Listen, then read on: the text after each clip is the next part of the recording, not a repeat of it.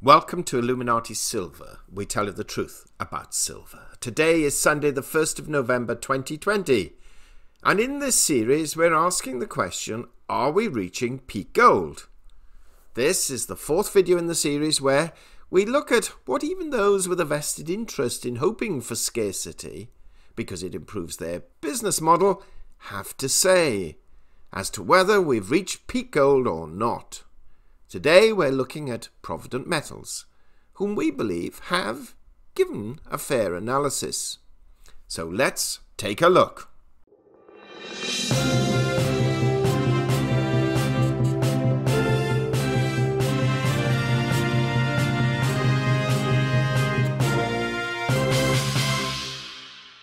Now, before we cover this week's episode, just a reminder that episodes 1, 2 and 3 are listed below.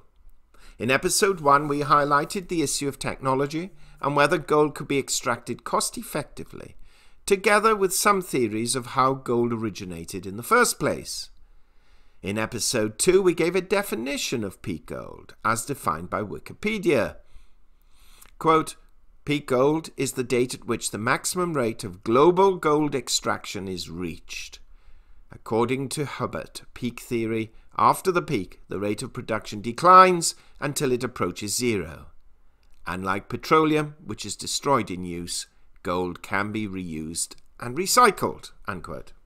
And then in episode 3, we identified which were the 10 largest gold mines in the world, which produced between them enough to satisfy, if it needed to, 3 years of total globe demand, thereby allowing the other smaller mines to take up the slack, so to speak, for what is likely to be at least another 20 years.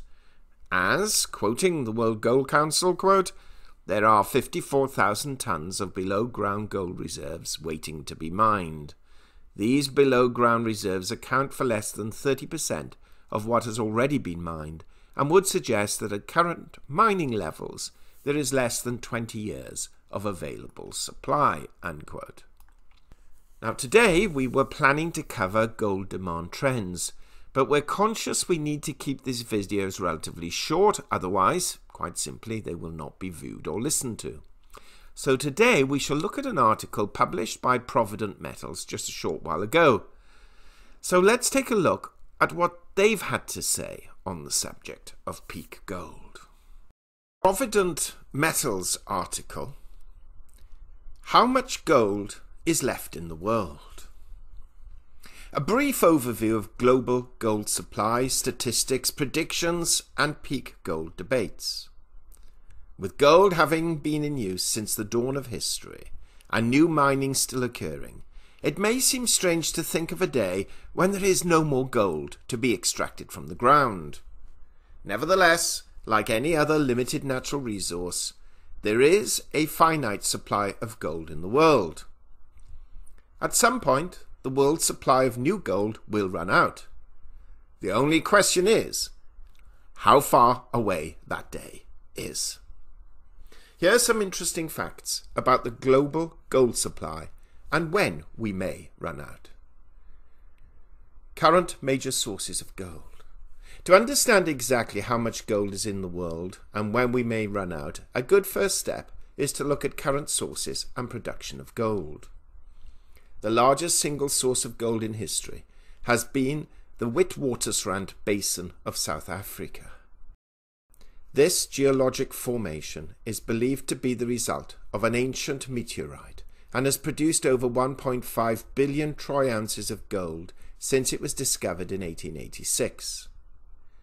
Witwatersrand accounts for roughly 50% of the gold ever mined.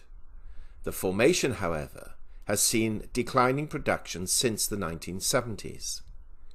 Recently, the total gold output of South Africa, almost all of which comes from Witwatersrand, has dropped below 170 tons per year. Other major sources of gold include the extremely deep Mponeng mine in China, the Super Pit and Newmont Boddington mines in Australia, Indonesia's Grasberg mine, and the mines along the Carlin Unconformity in Nevada, USA. Canada, Russia and Peru are also major producers of gold. Between all of the gold sources in the world, current estimates suggest that roughly 2,500 to 3,000 tons of new gold is mined each year. At present, experts believe that the total amount of above-ground gold in the world stands at just over 190,000 tons. Are there still untapped sources of gold? Over the past 2 decades, new gold discoveries have slowed down considerably. Throughout the second half of the 20th century, discoveries of new veins with estimated deposits of 10 million troy ounces or more were quite common. Though new gold veins are still being found, discoveries of large deposits are becoming increasingly rare. As a result, most gold production today is coming from older mines that have already been exploited for decades. In part, this is due to decreasing investment in discovery on the part of mining companies, though a larger factor is the fact that there may not be many large undiscovered veins left in the world. It's also important to remember that the total amount of gold in the Earth's crust and the total amount that can be feasibly mined are not the same. There are almost certainly massive gold deposits deep beneath the surface of the Earth that are too far down to be detected, let alone extracted. Similarly, there are some known gold deposits in Antarctica that may never be economical to mine due to the continent's extreme weather conditions and the challenges presented by thick ice layers. There is also a considerable amount of gold that cannot be collected profitably, scattered throughout the world's oceans. Much of these underwater deposits are contained within the ocean floor and floating as tiny particles in the seawater itself. Modelling the decline of gold production. Because no absolute estimate of how much gold is left to be mined in the world exists, it's impossible to know exactly how long current reserves will last. There are, however, some ways to estimate the timeline along which gold production could decline. One primary concept in this effort is known as peak gold. Peak gold is defined as the point at which global gold production reaches its highest historical point. There are debates as to when peak gold will actually occur, but most estimates place it within the next decade. Some people think we've already surpassed this point. After peak gold is reached, the global output of gold will gradually decline until all deposits that are economical to exploit have been extracted. Although the years immediately following peak gold likely won't see a dramatic decrease in production, the depletion of major mine sites could cause output to drop drastically within a few decades. At present, extraction rates, some analysts believe that South Africa, which is one of the largest gold producers in the world, could run out of accessible gold within 40 years. How long before gold runs out and what happens then? Based on known reserves, estimates suggest that gold mining could reach the point of being economically unsustainable by 2050, though new vein discoveries will likely push that date back somewhat. New technologies may also make it possible to extract some known reserves that aren't currently economical to access, but it is unlikely that large-scale gold mining will continue past 2075 without either huge mining technology advances or the discovery of currently unknown massive gold deposits. One factor gold has going for it, compared to other non-renewable resources like oil, is that it can be recycled. In other words, running out of gold isn't really an adequate description of what happens when gold mines stop producing. Rather, the gold industry will transition from mining to recycling, allowing the global gold supply to be recirculated. Thanks to the large amount of gold used in electronics that are widely viewed as disposable, efforts to recycle gold extracted from electronic waste are already well underway.